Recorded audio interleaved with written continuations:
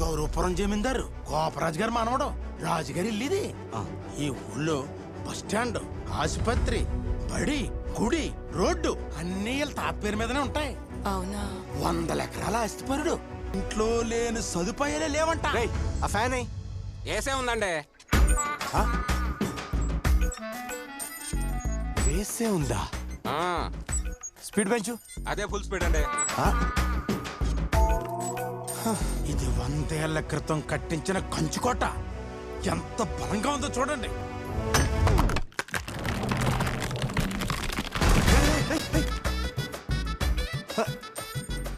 గోడొద్దులే, కింద టేబుల్ మీద పెట్టి.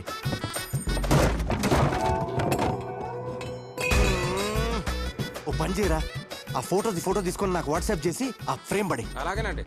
జమీందారు గారు వస్తున్నారు, మీ సమస్యలు చెప్పుకోండి. కూర్చోండి కూర్చో. ఎలా ఉన్నారు అందరూ? కూర్చో. మీ సమస్యలు ఏంటో తెలియాలంటే నేను మీతో కింద కూర్చుంటాను రా.